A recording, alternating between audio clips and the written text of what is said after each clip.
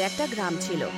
এক সময়ে এই গ্রাম খুবই সুন্দর আর খুবই সমৃদ্ধশালী ছিল, কিন্তু কিছু বছর ধরে গ্রাম শুকিয়ে গেছিল। লোকেদের খুব খারাপ অবস্থা ছিল। জল শুকিয়ে যাওয়ার কারণে পশুদেরও মৃত্যু হচ্ছিল। কিন্তু গ্রামের দুষ্টু ছেলে রোহন নিজের ছাগলদেরকে জল খাওয়ানোর জন্য নদী কিনারে এলো, কিন্তু সে দুষ্টুমি করতে ব্যস্ত ছিল। তক্ষুনি রমা কাকি ওখান দিয়ে আসছিল আর মাথায় কলসি নিয়ে যাচ্ছিল, আর তক্ষুনি রোহন সেই কলসিটা ভেঙে ফেলে। রোহন ওখান থেকে পালিয়ে যায়, আর তাই রমা কাকি খুব রাগের চোটে রোহনের বাড়িতে আসে। আরে তোর ছেলে না জল্লাদ, আমাকে শান্তিতে বাঁচতেই দিচ্ছে না যে, কত দুষ্টুমি করে ও। কি হয়েছে? কি হয়েছে? ও পাথর ছুঁড়ে আমার কলসি ভেঙে ফেলেছে। দাঁড়াও, আসুক ও, আমি এক্ষুনি বলছি ওকে। যখন রোহন বাড়ি ফেরে তখন মা তাকে খুব ভালো শিক্ষা দেয়। কেন রে, আমাদেরকে বাঁচতে দিবি কি না? তোকে কত বোঝাই আমি যে লোকেদের সাথে দুষ্টুমি করিস না, কিন্তু মানিসই না তুই। দিদা মা আর ছেলের মাঝখানে এসে রোহনের কাছে আর মার খাওয়া থেকে বাঁচিয়ে নেয়। আরে অনেক হয়েছে, বাচ্চার প্রাণ নিবি নাকি? দুষ্টুমি এখন করবে না তো কবে করবে? ব্যাস, আপনার ভালোবাসাতেই ও বিগড়ে গেছে। হ্যাঁ হ্যাঁ, অনেক এসেছিস বলবি, যা নিজের কাজ কর গিয়ে। গ্রামে জল সব শুকিয়ে গেছে, সেই জন্যই তো সবাই খুব কষ্টে আছে। তুই এরকম করলে লোকেরা আরো বিরক্ত হবে যে, তাই না বাবু? আচ্ছা ঠাকুমা, ঠাকুমা, কিন্তু গ্রামে জলের এত সমস্যা কেন? লোকেদের কারণে। লোকেরা জলের ব্যবহার ভালো করে করেনি। গ্রামের ময়লা গ্রামের নদীতে ফেলেছে, আর সেই কারণেই তো বৃষ্টি হয়নি। আর দেখ এখন কি হয়েছে।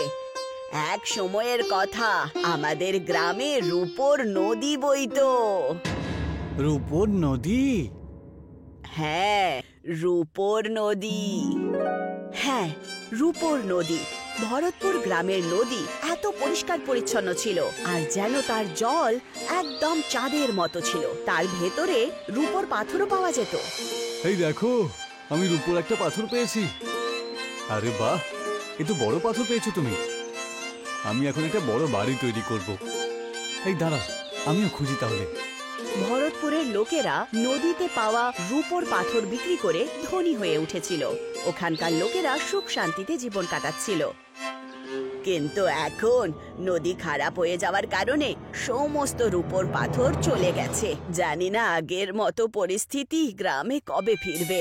যাক, ছেড়ে দে, তুই ঘুমিয়ে পড়, অনেক রাত হয়ে গেছে বাবু। কিছুদিন পর আরো খারাপ অবস্থা হয়। নদী শুকিয়ে পড়ে, পশুরা আরো মরতে শুরু করে দেয়।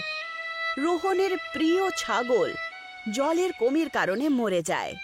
নিজের প্রিয় ছাগলকে হারিয়ে ফেলার পর রোহন খুব দুঃখী ছিল। নিজের ছাগলদেরকে ঘোরানোর জন্য রোহন দূরে জঙ্গলে যেত, আর ওখানে সে মীরার বাচ্চার সাথে খেলাধুলো করত। রোহন তার নাম শিলু রেখেছিল। তাকে আদর করতে করতে রোহন বলে ওঠে, কষ্ট পেও না শিলু, তোর মাকে তো আমি রক্ষা করতে পারিনি, কিন্তু তোর কোনো ক্ষতি হতে দেব না। যখন রোহন জল খাওয়ানোর জন্য শিলুকে নিচে নামায়, শিলু, শিলু, আরে কোথায় চললি তুই? শিলুর পিছু নিয়ে নিয়ে রোহন জঙ্গলের ভেতরে চলে যায়। জঙ্গলের ভেতরে রোহন একজন দুর্বল বয়স্ক লোককে দেখতে পায়। আরে এই বুড়ো দাদুটা। শিলু, শিলু!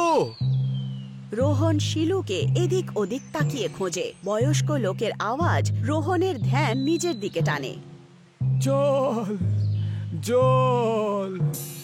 উনি জল খাবেন, আমি জল নিয়ে আসছি। কিন্তু না, আমার কাছে তো এইটুকুই জল রয়েছে। আমি যদি এই জলটা দিয়ে দিই, তাহলে আমার যখন তেষ্টা পাবে তখন কি খাবো? না না, আমি জল একদম দেব না। কিন্তু ঠাকুমা তো বলেছে জল খাওয়ানোটা একটা পুণ্যের আর মনুষ্যত্বের কাজ। আমি জলটা দিয়েই দিই। যেই মাত্র রোহন বয়স্ক লোকটাকে জল খাওয়ায়, বয়স্ক যেন আবার একদম সুস্থ হয়ে দাঁড়িয়ে ওঠে। ধন্যবাদ, তুমি আমাকে জল খাইয়েছো। তুমি শিলুকে খুঁজছো তো? তুমি এগিয়ে যাও, ঠিক পেয়ে যাবে ওকে। বয়স্ক তারপর একদম উধাও হয়ে যায়। ওই বুড়ো দাদুটাও উধাও হয়ে গেল। আমাকে আরো এগিয়ে যেতে হবে দেখছি।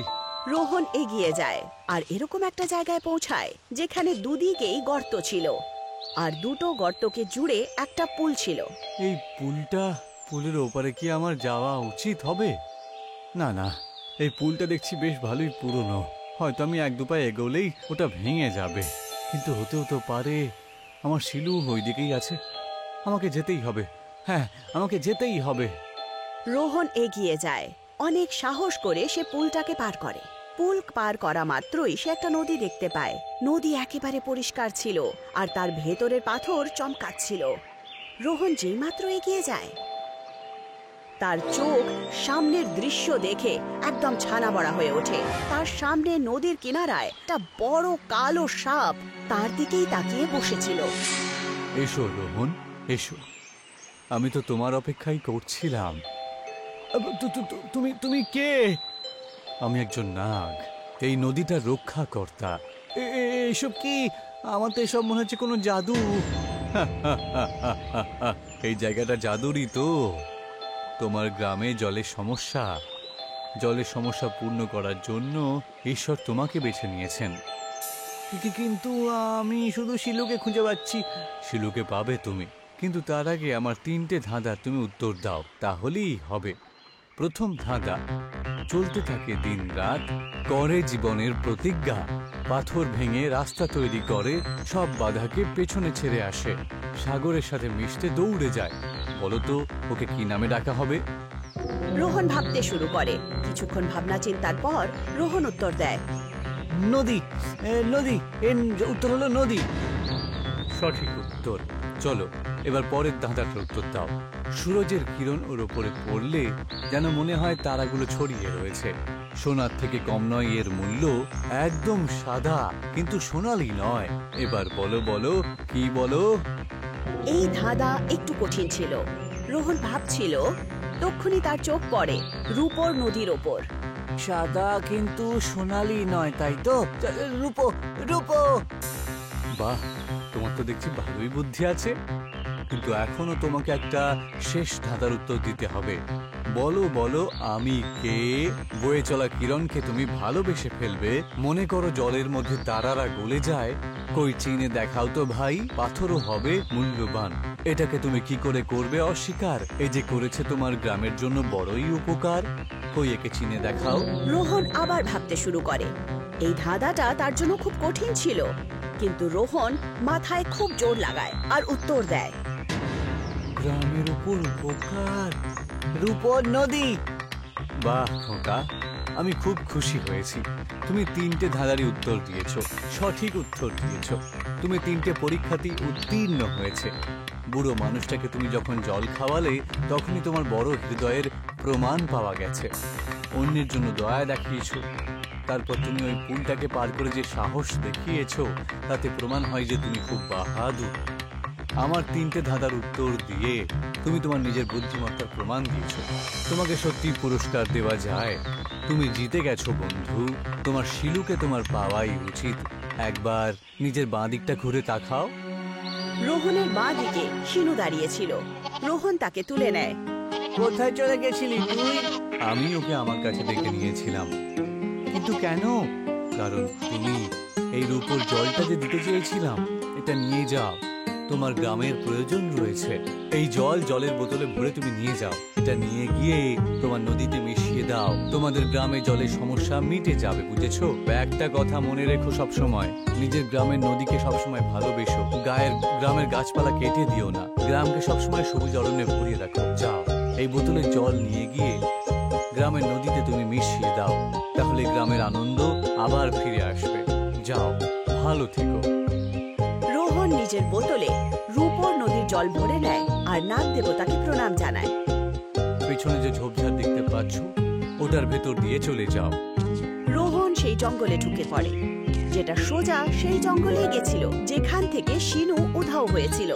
রোহন নিজের গ্রামের নদীর কাছে পৌঁছায়। নাগ দেবতা তো বলেছিল যে এই বোতলের জল নদীতে মিশিয়ে দিতে হবে। রোহন বোতলের জল নদীতে ফেলে দেয় আর হঠাৎ করে নদীর মাটির থেকে জল বেরোতে শুরু করে। নদী একেবারে পরিষ্কার জলের সাথে ঝর্ণার মতো বইতে শুরু করে। রোহন খুশির চোটে পাগল হয়ে গেছিল। বাহ, এত জল রয়েছে, এটা কিরকম জাদু! খুব মজা হচ্ছে আমার। যাই গিয়ে গ্রামের লোকেদেরকে জানাই গা। রোহন গ্রামবাসীদেরকে এই চমৎকারের ব্যাপারে সবকিছু বলে আর গ্রামবাসীরা নদীর কাছে একত্রিত হয়। রূপোর নদী বইতে দেখে সবাই খুশি হয়ে ওঠে। বাহ রোহন বাবু, তুই তো চমৎকার করে দিলি। দিদি, কামাল নয়, রোহন তো গ্রামকে কামাল ধামাল আর একেবারে মালামাল করে দিয়েছে। রামদাস, তুমি ঠিকই বলেছো। গ্রামের সেই হারিয়ে যাওয়া সুখ, আনন্দ আর মজা ফুর্তি রোহনের জন্য আবার ফিরে এসেছে। হে মা, আমরা রোহনকে অনেক কিছু শুনিয়েছি, কিন্তু এই গ্রামের সব থেকে সৎ বাচ্চা রে। আমরা রোহনকে যাই উল্টাপাল্টা বলেছি তার জন্য ক্ষমা করে দিও। আরে রমা, কি ধরনের কথা বলছো? ও যা যা দুষ্টুমি করেছে তার জন্য বকা তো ওকে দিতেই হবে। কিন্তু হ্যাঁ, নাগ দেবতা আমাদেরকে যা বলেছেন সেটা আমাদেরকে পালন করতে হবে। হ্যাঁ, আজ থেকে আমরা নদীকে ভালোবাসবো।